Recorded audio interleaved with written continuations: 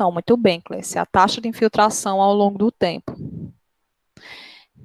E aqui, esses quadradinhos aqui, ó, um monte de quadradinho, é uma coisa que vocês já viram antes, que é hietograma. Ou seja, é a representação gráfica da precipitação ao longo do tempo, por isso que é uns quadradinhos. Onde a distância na horizontal significa a duração e na vertical a lâmina.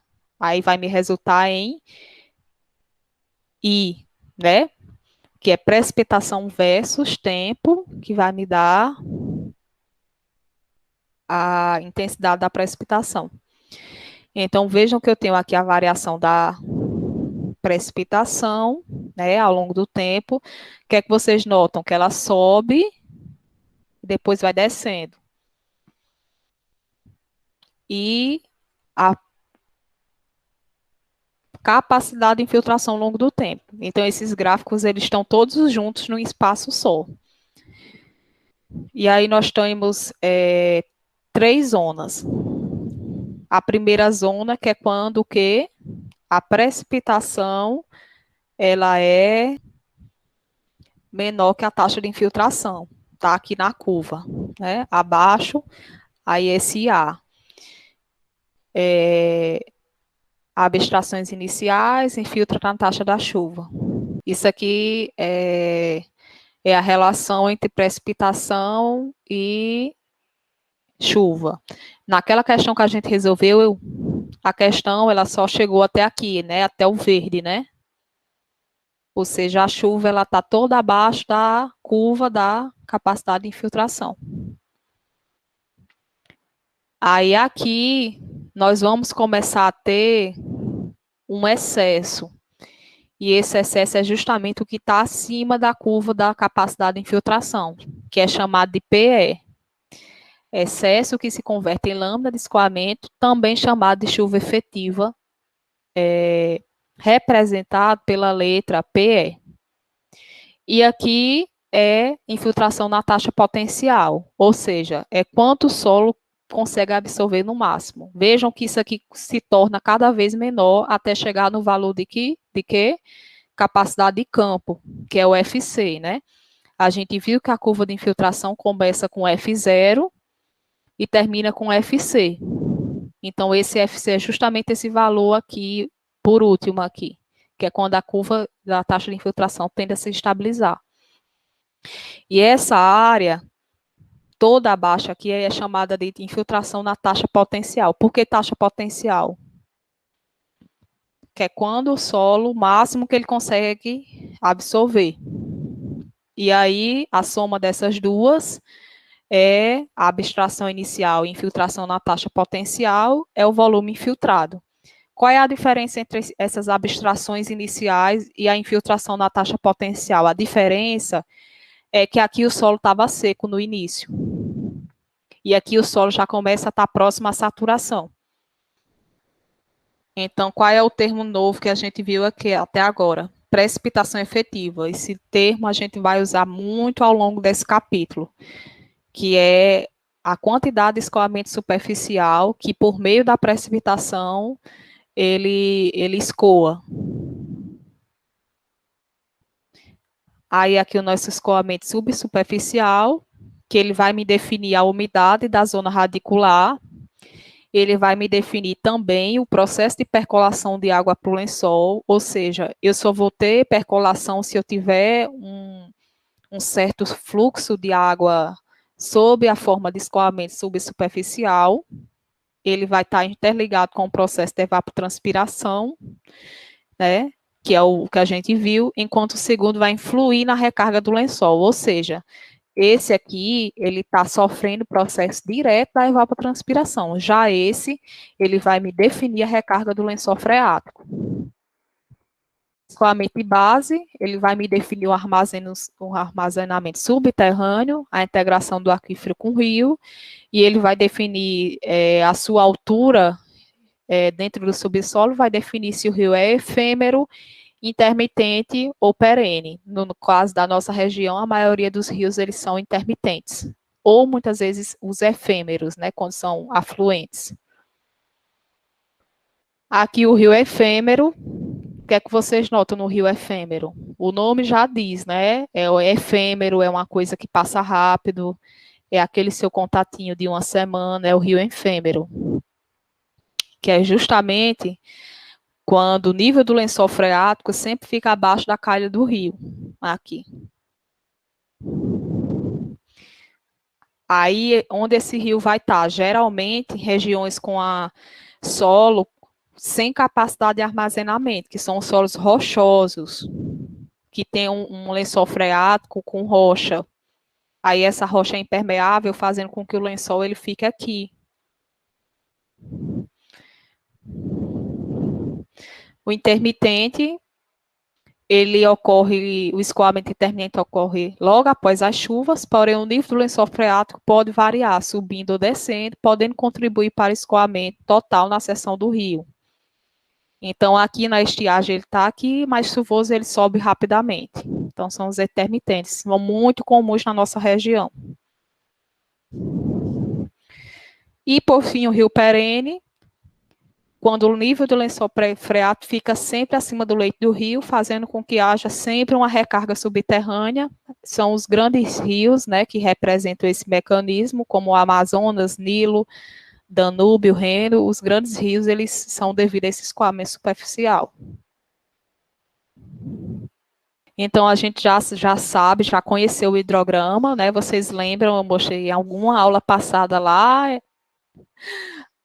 no mês de fevereiro, que o hidrograma é a representação gráfica, né, dessa variação do escoamento ao longo do tempo, seja minutos, horas e dias. A gente tem aqui no eixo X o T, o tempo, e no eixo Y o Q. E aí a gente tem vários hidrogramas aqui, demonstrando diversas bacias com características diferentes, para a gente ir analisando como essas bacias elas são diferentes, porque esse escoamento superficial é diferente. Bacias urbanas vão ter um pico maior e um tempo de concentração, um tempo de ascensão aqui para o ponto máximo menor que as bacias rurais. Aqui a gente tem um gráfico demonstrando a diferença entre o hidrograma de uma bacia regularizada e uma bacia natural. E aqui a gente tem a relação com o hietograma. A gente tem um hietograma onde é uma chuva o quê? Curta, né? Que ela apresenta o quê? Uma alta variação em lâmina. E aqui é uma chuva mais homogênea. E, consequentemente, a gente vai ter um hidrograma mais homogêneo também. E aqui, uma bacia radial e uma bacia alongada, né? A bacia radial, ela vai ter um tempo menor para chegar no ponto máximo e um ponto máximo maior. A bacia radial, ela drena mais. Bom, tá aqui nós estamos vendo novamente o hietograma, que é o gráfico que define a variação da chuva, da precipitação ao longo do tempo, por isso que ele tem esse formato, um monte de quadradinhos, né? Essa curva aqui é a curva F, porque essa curva F está aqui para que eu possa verificar a relação entre o que chove e o que de fato escoa, onde o que escoa é justamente essa partezinha que está aqui fora da curva, né? Acima da curva. E aqui a gente tem o que a gente chama de Q máximo. Esse Q máximo é justamente um parâmetro de projeto para obras hidráulicas. E a minha vazão no tempo T, só para demonstrar graficamente aqui na equação, vai ser a soma do escoamento de base, escoamento subsuperficial e, aliás, superficial, de base e subsuperficial. Aí aqui nós temos 6 zonas dentro do hidrograma. Altura aliás, início de escoamento superficial. O que é que acontece nessa zona 1 aqui? O que é que vocês notam? Vejam que esse trecho que é rosa é o todo escoamento subterrâneo.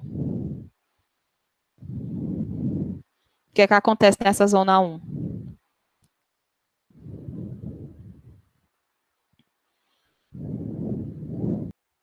Todo o Q que eu pegar aqui é igual ao QB, que é o escoamento de base, que é quando eu começo a ter o escoamento superficial. Mas ainda é muito pequeno esse escoamento superficial. Aí o 2, aqui é a curva do COVID. Nós vamos ter a ascensão do hidrograma, que é justamente aqui, quando a minha capacidade de infiltração ela é vencida pela precipitação. Pico do hidrograma é o 3, recessão do hidrograma, a precipitação cai, e aí restam, nesse trecho 4, as parcelas da infiltração, mas essa infiltração ela começa ao quê? Começa a ficar cada vez menos intensa, e o nosso escoamento tende a voltar para o valor de sempre, para o valor inicial, que é o escoamento subterrâneo. Então, perceba que eu tenho várias características diferentes ao longo desses 6 trechos. Então, nós temos que observar as seguintes características. O volume do escoamento vai ser a área sobre o hidrograma, porque vocês aprenderam lá em cálculo, né? Que aqui é o que? A integral, né? Da curva. Então, o volume vai ser a área sobre o hidrograma. Tudo que escoou é essa área sobre o hidrograma. Professora, mas não tem como a gente fazer isso, porque esse hidrograma está tá descrito de uma forma geométrica muito esquisita. Aí a gente vai depois descobrir como a gente vai fazer isso.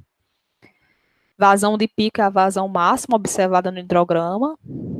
Tempo de escoamento é a duração do escoamento. Aí a gente já viu que isso aqui, né? Quais são os fatores influenciadores. Isso aqui está só repetindo. Aí a gente tem uma bacia montanhosa e uma bacia plana. A bacia montanhosa ela tem uma menor capacidade de infiltração. Então, consequentemente, eu vou ter um tempo menor e uma vazão de pico maior em relação à bacia plana. A bacia urbana, ela como é impermeabilizada, ela tem também uma taxa de infiltração menor, então uma vazão de pico maior e um tempo menor. E aqui eu tenho uma bacia alongada, que tem uma vazão menor e um tempo um pouco maior, ela é mais achatada.